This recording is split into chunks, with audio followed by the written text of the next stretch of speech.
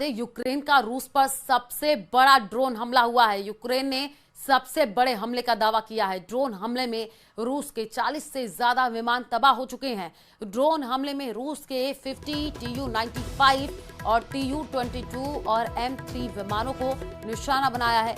Tu-95 nuclear bomber है जो रूस का सबसे बड़ा विमान है। तो बड़ी खबर आपको बता रहे हैं, यूक्रेन का रूस पर सबसे बड़ा ड्रोन हमला ये बताया जा रहा है। यूक्रेन ने सबसे बड़े हमले का दावा किया है। ड्रोन हमले में रूस के 40 से ज्यादा जो विमान हैं वो तबाह हो गए हैं। ड्रोन हमले में रूस के A-50, Tu-95 और Tu-22 और M3 विमानों को निशाना बनाया है। Tu-95 न्यूक्लियर बॉम्बर है जो रूस का सबसे बड़ा विमान है।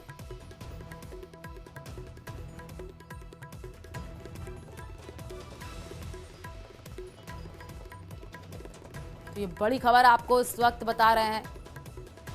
ड्रोन हमले में रूस के 40 से ज्यादा जो विमान हैं वो तबाह हो चुके हैं।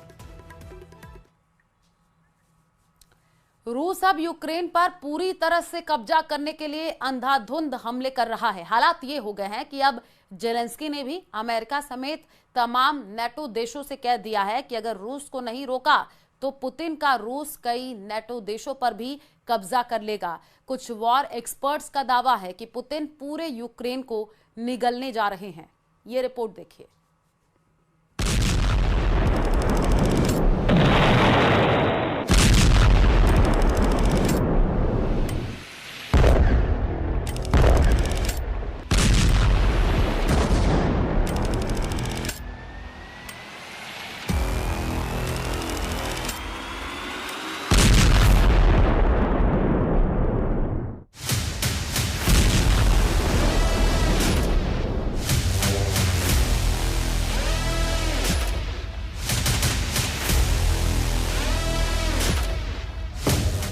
निगल लिए यूक्रेन के 51 शहर, रूस का खूनी तांडव।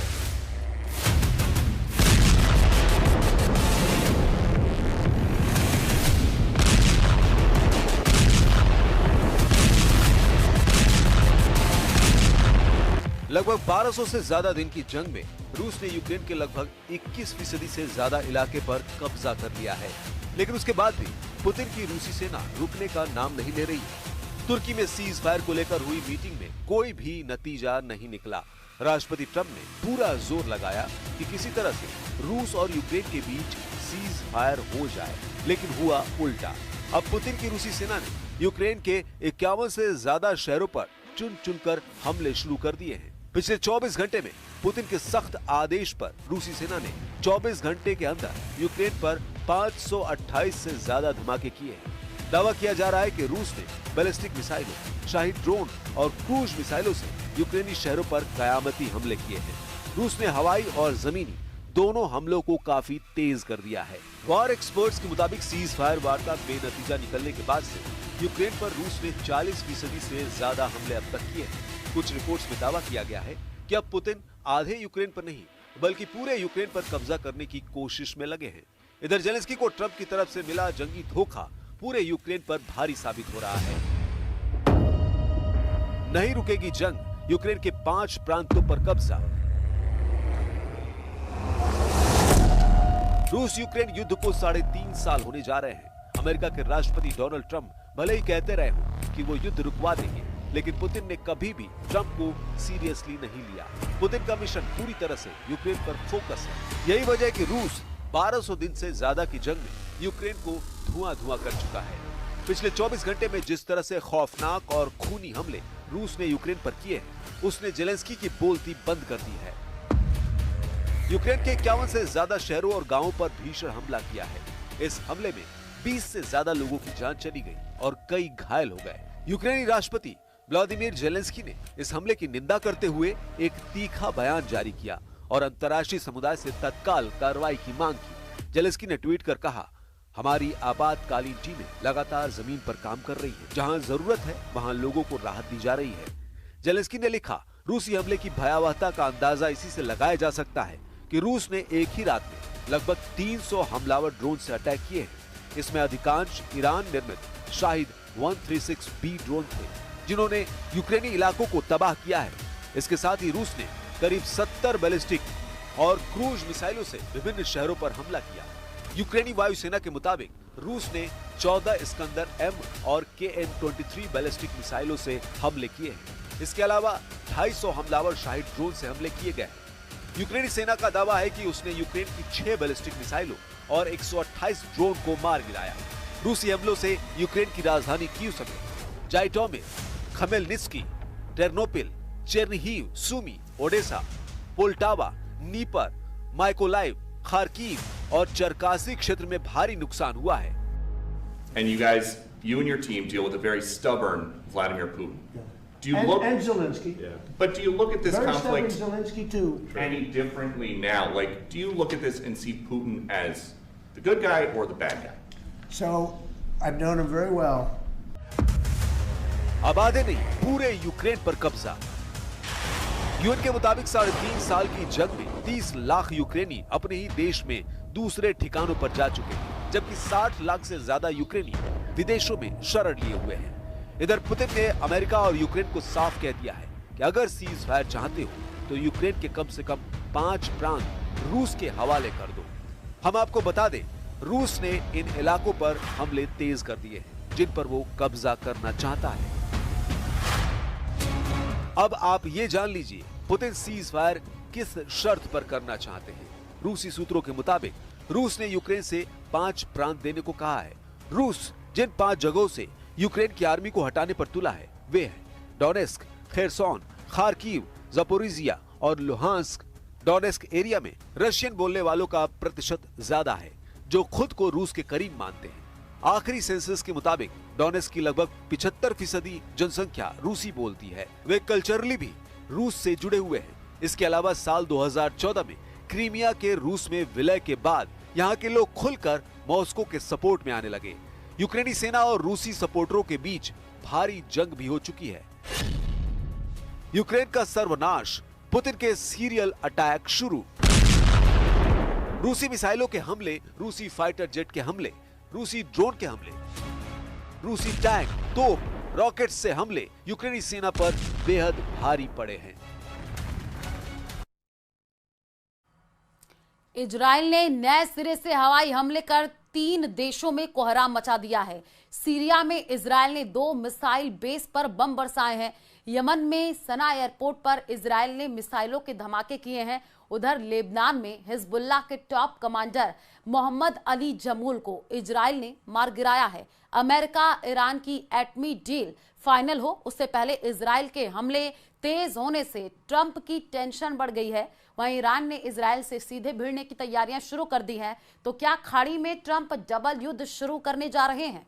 ये रिपोर्ट देखिए।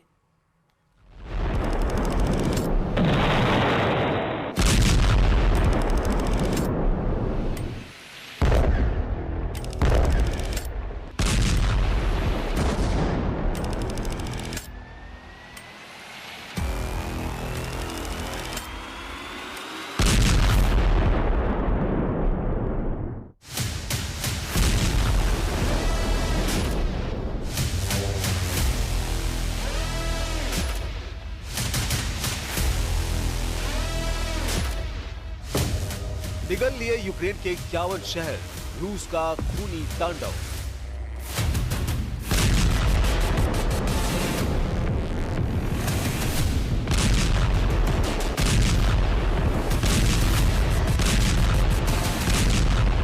लगभग 1200 से ज्यादा दिन की जंग में रूस ने यूक्रेन के लगभग 21% से ज्यादा इलाके पर कब्जा कर लिया है।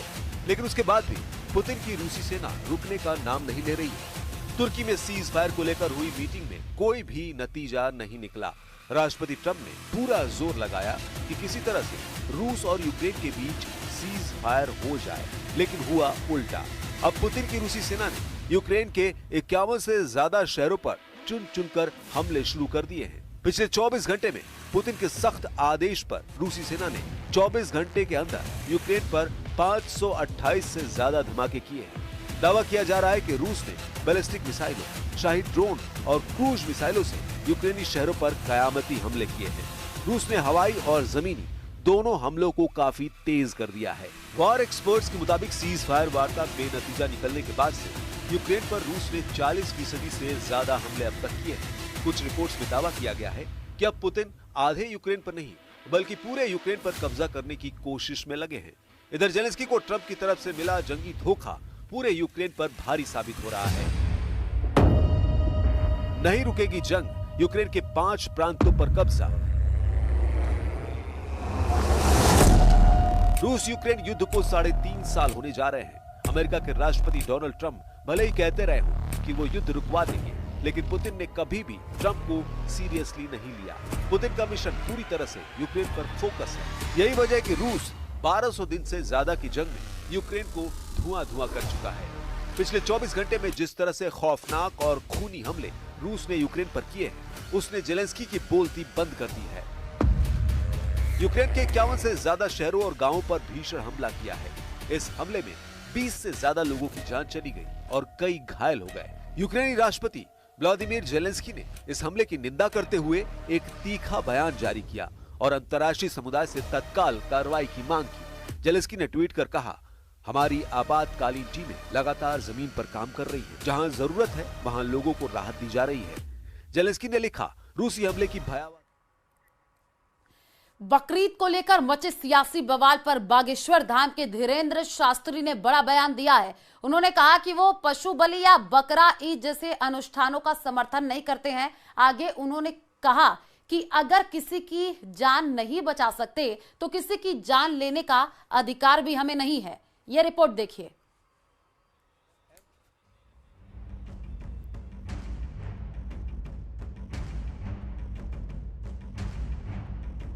बकरीद से पहले देश भर में कुर्बानी को लेकर फिर विवाद खड़ा हो गया है।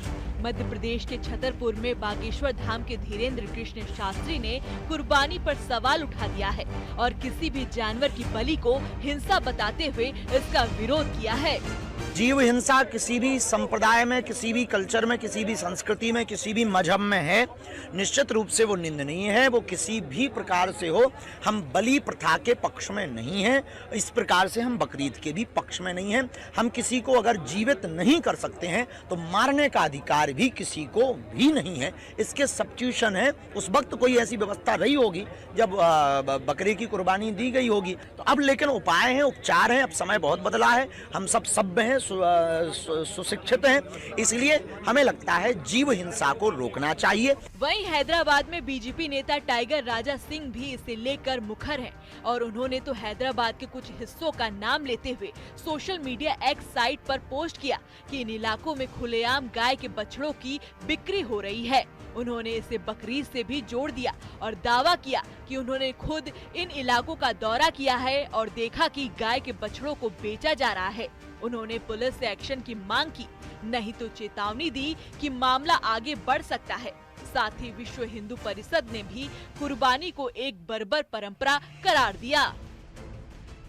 अभी जैसे मैंने कहा है कि 7 जून के दिन हजारों की लाखों की संख्या में हैदराबाद पार्लियामेंट क्षेत्र में, जहां का सांसद असदुद्दीन ओवैसी है और उसी का भाई अकबरुद्दीन ओवैसी विधायक है, इसके 7 विधायक है और 40 से अधिक कारपोरेटर हैं।